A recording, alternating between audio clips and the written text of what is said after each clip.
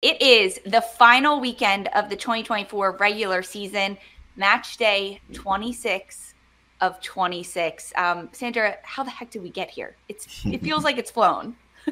It feels like a long time coming, but I feel like it was just yesterday when like me, you, and Darian had an episode where we like made predictions of like teams that we thought were gonna go to the playoffs, and I honestly wish we could go back there because we were just full of hope, and we were wide eyed and bushy tailed, and we were like, surely this is how it's gonna go, and it is not how it's looking heading into this final week. But here we are, playoff spots still on the line. I do not wish we could go back to that because I'm sure my predictions were all over the place. Who knows? Someone has the receipts and they'll give them to us. But playoff wise, it is a big weekend. When you look at the standings in a glance right now, Orlando Pride, they've locked up that #1 spot. Washington, Gotham, and Kansas City have secured home quarterfinal matches in spots 2, 3, and 4. That order not yet determined. That'll happen at the end of this weekend. The 5th spot is taken by North Carolina Courage. Chicago have also clinched a playoff spot, but they could be placed in either 6th, 7th, or 8th spot.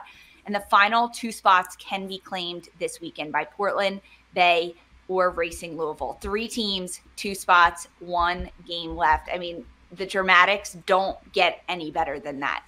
Let's talk scenarios specifically. It starts on Friday night. Portland Thorns play at home in Christine Sinclair's final match celebration. It's 10 p.m. against Angel City FC. And the Portland Thorns can clinch the easiest way with a win or a draw. Now, if the Thorns lose on Friday night, their goal differential is at -1. So then it comes down to Racing Louisville, either picking up a loss or a draw.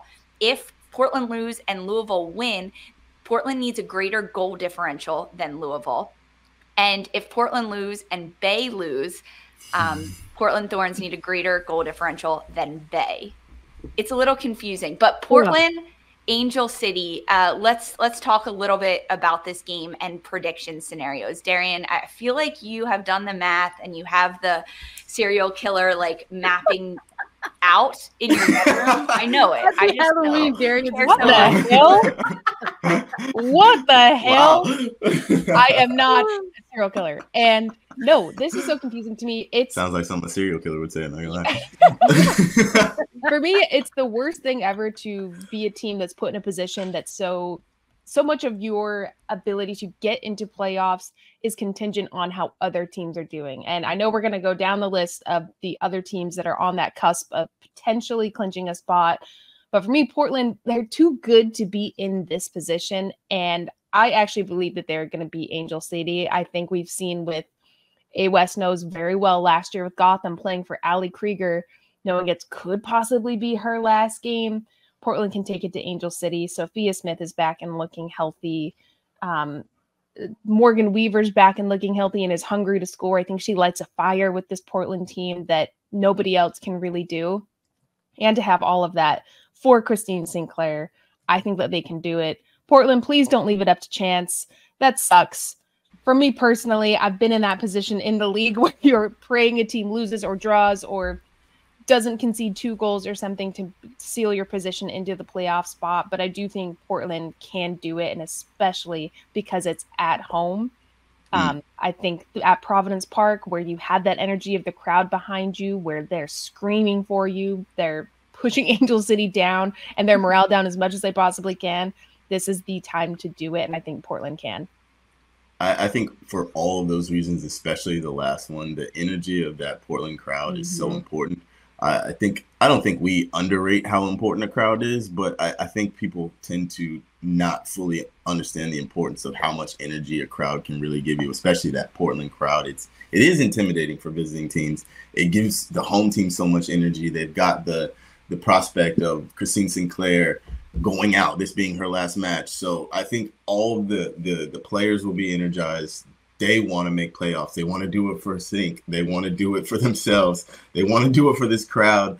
I think especially with Angel City, they're a good team, but they don't have the same motivation that this Portland team does. I think all of those factors lead to at least a draw for Portland. Something. I mean, look, I don't think you can say it any better than it's already been said between the two of you. It almost sort of feels like, though, for Portland, this is almost their game to lose. And I think with that maybe comes a layer of pressure when there's expectation, involved. So I think there's two sides of the coin. It's like, yes, they can absolutely have all these things in front of them to go ahead and set themselves up for success. But there's also that other side where they're coming off of this international window and there's a layer of expectation from them. So hopefully this is something where they've got plenty of players who can manage that expectation and just go out there and get the job done. Because unlike some of the other two teams that are in contention for these playoff spots, I think that Portland has been in this scenario before and they know how to handle it. So I'm tipping the scales in their favor too. It should go to Portland based on where they are in the standings, currently at 7th at 31 points, but they've only picked up 1 win in their last 5 matches. And Angel City is a side that could squeak out a draw, could somehow get in at the last minute and get in there. A draw still Portland clinches. But with Angel City, they're 3 games undefeated, 1 win, 2 draws in their last 3. They've been looking like they could be an upset team. We'll see. It comes down to Friday night, and a lot will already be determined after that Portland match finishes. It kicks off at 10 p.m. Eastern time. Another team that is on the brink of clinching a playoff position, Bay FC. They have an opportunity to go all the way. They currently sit in 8th in the standings, 31 points. And Bay travels to Houston, Texas to take on the Dash Saturday, 9:30 p.m. Eastern time. The easiest scenario for Bay FC is if they win or draw, that they clinch. Now, if Bay loses, that's where all the other factors come in. If Bay loses, they need Louisville to draw or lose. And if Bay loses, they need a Portland loss plus goal differential greater than Portland. So Bay is going to be watching Portland Angel City on Friday night. And if Portland loses, that gives them more of an opportunity if they lose to get in. They just have to score more goals than Portland Thorns. But goal differential is like the wackiest thing that it comes down to. Sandra, you said for Portland it was theirs to lose. Is it the same for Bay FC? Absolutely. Pressure's 100% on. And we're not talking about what kind of goal differential. Right now in the standings, they're at a -11.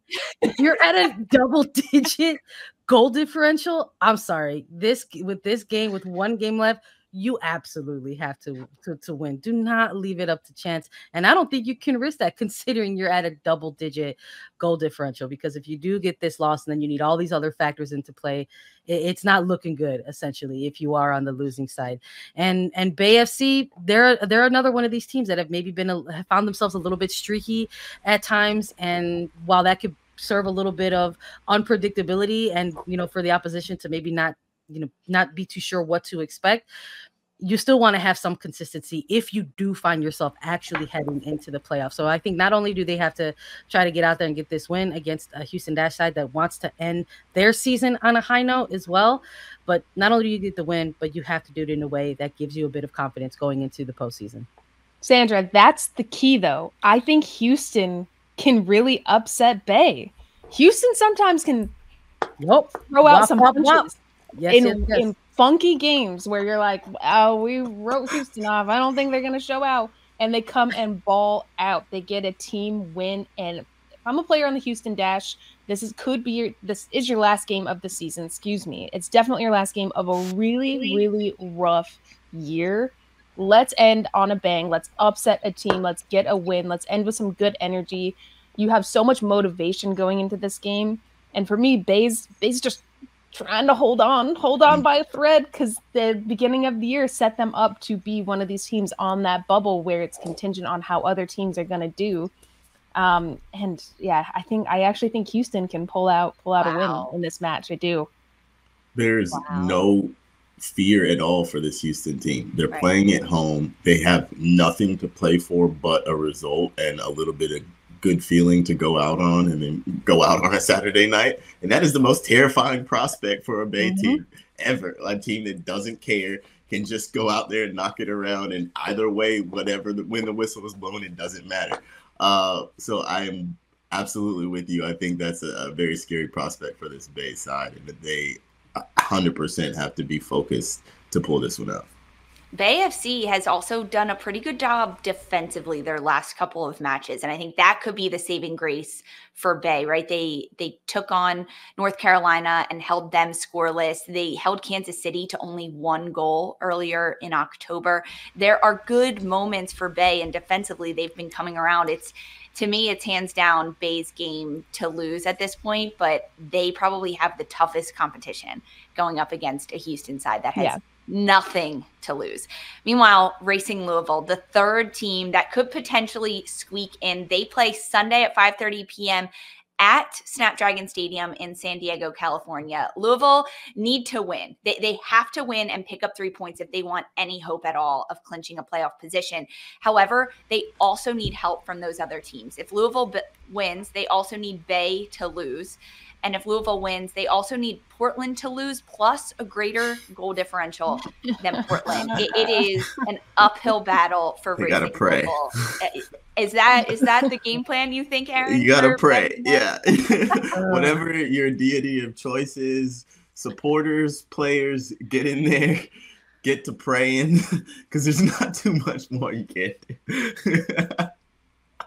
The fact that they play on Sunday as well, like you're watching these games, as Aaron said, praying to whatever, chanting whatever you're doing it to try to the soccer gods to let you get to Sunday, so that at least you have a fighting chance to win the game. I don't know. They left it too much up to chance. Louisville, default of draws throughout the season. It's been tough. We've seen that team grow a lot, though. I think Louisville's one of those teams that I actually really am looking forward to seeing play next year. I'm saying this like they're already out. I low-key think they are. Sorry, Louisville. But I'm really looking forward to seeing what Louisville does under Bev Yanez next year, because I think this is going to be a team that we're going to see grow a lot, similar to an Orlando this season, where they were on the cusp. If they just would have pulled out wins in a couple of these games, they could do it. But I don't know if this 2024 is the year for Louisville. Sorry, guys. Is the saving grace, Sandra, the fact that the goal differential for Louisville is only -4 right now? It's not as bad as Bay's. And they've got Emma Sears coming back from national team camp. I hear you. And I'm with you on it as well a little bit. You got to take the silver linings where they're showing themselves. And that's absolutely one of them. Like, hooray, only a -4 goal differential compared to 11 from Bay FC. So, sure. Yes, absolutely. But Emma Sears balling out, in an international window is a huge high for them. But it sucks. It's like Darian said, they left a little bit too much on the table. So they got to go out there and win. It's obviously a must win for them. I don't think even, nothing else is going to matter. And they need to root along the way. It's going to be agonizing for them to have to just watch and wait all the way till Sunday. But hopefully they can do it. I would love to see some shakeup over the course of this weekend, but it's tough. I think if you're Louisville, you are potentially looking at a 4th consecutive 9th place finish in a year in which playoffs have expanded, and it was right there for you the whole time. So we'll see what happens. Maybe we'll have a different tone come next week, but for now it's not looking great. Louisville will at least know going into their match if they're playing their final game or if they still have a chance, which could change the mindset of the group, because if you still have a chance and you lose and you actually have control to get it and you don't, that is tough. Okay, so I think we're all in agreement. Portland and Bay are going to get in and Louisville is going to be out, correct? Yes, everyone? I said so, yes. Yeah. Mostly, yeah. Because for Portland, if Louis, they're in, so I'm in. Yeah, exactly. Yeah, Louisville, that's the tough one. The easiest scenarios is Portland winning or drawing, Bay FC winning or drawing for those two teams to get in. Now, still don't know where they could be seated along with Chicago in 6th, 7th, or 8th, but it'll most likely be 7th or 8th for Portland and Bay FC. When we think back to 2023, Gotham FC snuck into the playoffs, securing on the final day, the decision day, the final spot in the postseason, and then they went all the way to win the NWSL championship. Between Portland and Bay FC, do either of them have the opportunity to pull a 2023 Gotham? Aaron, what do you think?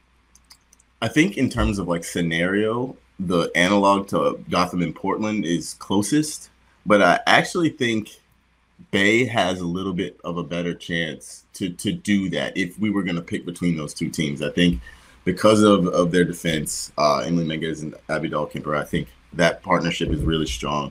I think they're really good on set pieces. I think that Kundananji and Oshoala are two big players that I think can really make a difference in a playoff match. And anything can happen when you get into the playoffs. So I think those are the factors that make me lean a little bit more towards Bay. But again, Portland has the sink factor. They have the Sophia Smith factor. They have the fact that they've done it before. So I'm like 51-49 on Bay over Portland.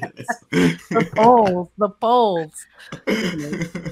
I'm going with Portland. I think with the similarities between what we saw with, not that Gotham's the blueprint, but I do think having such an icon like Christine Sinclair on your team, that you just have this extra fight in you for to go into these matches, to go into playoffs. I think Portland can do it. Mind you, they have Becky Sauerbrunn, they have Jess Fleming, they have Sam Coffey, they have Morgan Weaver, Sophia Smith. This is a stacked Portland team. I think we just haven't seen them come together since Rob Gale was appointed the head coach, where they had such definite team wins. But doesn't playoffs sound weird without Portland being maybe to the semifinals? I don't think that they're going to let it slip this year, so I'm going with Portland. Yeah, NWSL culture, maybe it's Portland always being in the playoffs as part of it. I think Bay FC is giving more like potential underdog Cinderella versus like Portland, who have been there before, know what it takes. And even if they get in there as an 8 seed, let's just say by some goal differential miracle, they're number 8 seed, that all the things that they've got going for them can mirror a little bit of what we saw from Gotham in last year. So I'm also with Portland, maybe kind of being the potential Gotham of 2024. I think Portland's going to get 7th ahead of Bay, and we know that the playoffs go first place against 8th place, and I don't think anyone's going to beat Orlando in that first round of playoffs. Portland did though. Portland crushed that streak in the regular season, but we'll see. Yeah, but I don't think they can do it twice. I don't think Portland can do it twice. We'll see. Final weekend of the NWSL 2024 regular season, Match Day 26. It kicks off this Friday. We'll be back to recap it all on Monday.